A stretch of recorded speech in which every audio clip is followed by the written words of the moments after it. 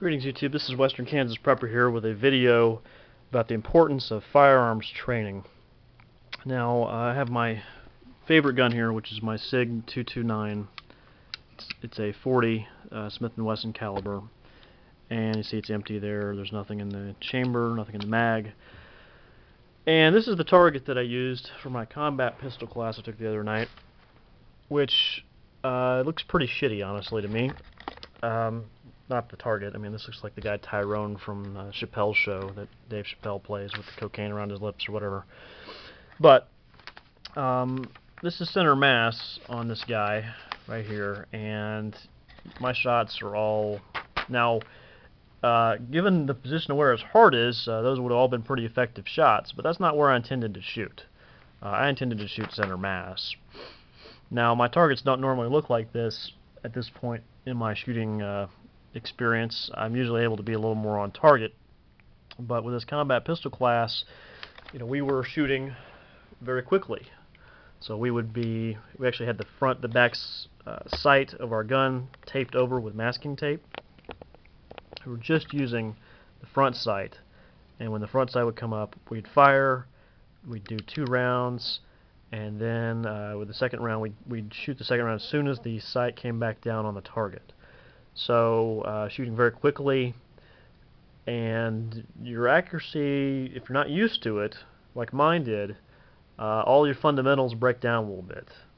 So my fundamentals broke down quite a bit when I was doing this. I had to really focus to get them back into where they needed to be, which they're still not. I need to practice more like this, which is quick shooting, not double taps. Quickly. I can carefully aim, but the whole thing about this is, in SHTF, if those situations come up, you're not be able to sit there and take careful aim on this stuff unless you're doing some type of sniping sniping deal where you're long range from somebody and they don't know you're targeting them. But for most situations, you're gonna have to shoot pretty quickly.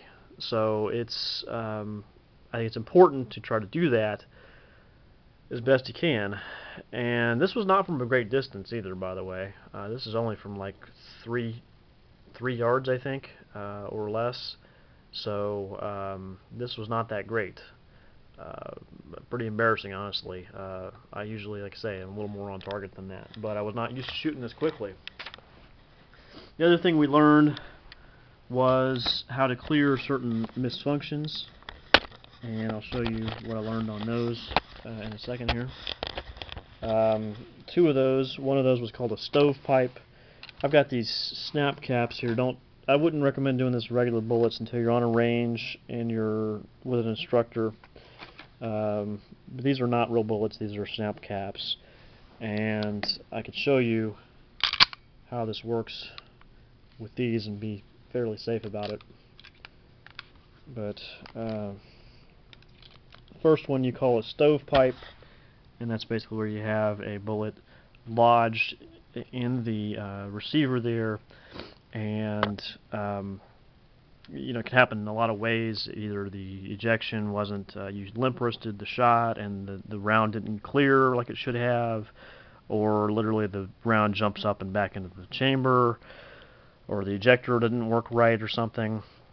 And that's what you're faced with. So you can't, the gun won't work. You won't be able to fire anything else without doing something. So they told us 2 techniques on this. One of them was they called the strip, basically a strip slide, where you would just take your hand very forcefully, come over and clear the round at the same time you rack the slide. So like so, like that. So now I've got my slide going, I'm ready for the next round, it'll go bang. So that works. That's one way to do it. I did not like that way because I didn't find it to be very reliable in certain situations.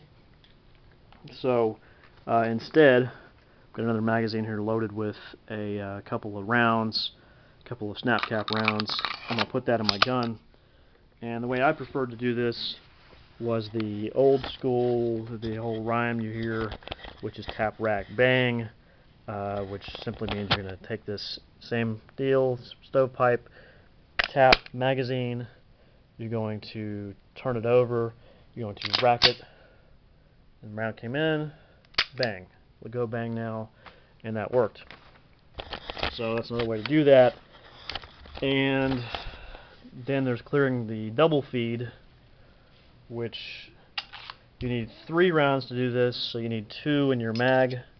You need you need to start off with 2 in your mag, and then you'll need to take your gun and simply put one, or a brass casing or whatever you want to do, put it in your gun, in the barrel. I wouldn't recommend doing this with live ammo, of course, unless you're with an instructor who's watching this, who knows what they're doing. But I've got a round in the barrel, which is hard to see there. Get some light on it. There you go. You can see it right there. And I'm going to take my other magazine. I'm going to go ahead and load it up. There. So now I have a round that's trying to load behind the round that is stuck in the barrel. So very dangerous. If you do the tap, rack, bang, it ain't going to work, because you may just wind up lodging that round in the chamber further than you had it. So instead, you do slide lock, which I lock the slide, strip the magazine.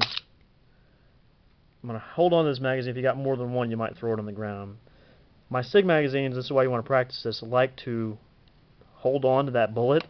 So I usually have to lower that out. You saw the round fall out too on the ground there when I was doing this. Sometimes it may do that. I've had it not do this. I'm going to hold this magazine in my other hand, in my hand here next to my gun. Hold this underneath, rack it 3 times. And then I'm going to get back, Cassius, back. I'm going to take my gun, load the mag again, rack, and that's ready to go. Fire. And you should be able to do that pretty quickly. So if I'm doing it, I need to set up the double feed again. But after setting up the double feed, and I'll show you how this is not something obviously I've practiced enough yet, but it's something you can practice at home with snap caps. Okay, so now I've once again set up the double feed. I've got a round in the barrel and a round that's trying to load. So again, steps. I'm going to do this quickly this time. Lock it, strip, retain the mag, and put the magazine back in, rack, bang. That's how quick it should be. It should be actually quicker than that. That's just how fast I'm able to do it at this point. But anyway, that's how to clear a double feed. The combat pistol class I went to, not only did we do that with snap caps, then we put live rounds in there and did it while shooting on this target. So some of those rounds are after clearing a misfeed. And it really is, I practiced this with the snap caps when we were with the instructor several times. It seemed like, okay, I got the hang of it, I got the hang of it. But once you've mixed in that they were live rounds and you had to shoot at the target afterwards, I lost it all of a sudden. I mean, I didn't, crap my pants or nothing, but I just froze up and I mishandled the weapon. I didn't do it right. So it took me several times to get comfortable with the rhythm and the muscle memory of doing this the right way. So, and I probably need to do this with all my guns, so I'm used to doing it. But it's just a point that going to target practice and carefully aiming at some still targets is, if you're really seriously preparing for SHTF, is probably not sufficient training with your firearms. It can be helpful training. There's nothing wrong with doing that. It's just not sufficient. You need training where you're expected to fire quickly, you're expected to be able to clear misfeeds, you're expected to be able to recognize targets quickly, shoot on moving targets. That's something else I want to practice on, and adjust, and get behind cover, and use cover, those kind of things. If you're not practicing those type of things, really not practicing an SHTF situation. You're just playing basically a sporting event where you're aiming at a still target. So, anyway, that's Western Kansas Prepper. Again, I feel like firearms training is important. Get what you can afford.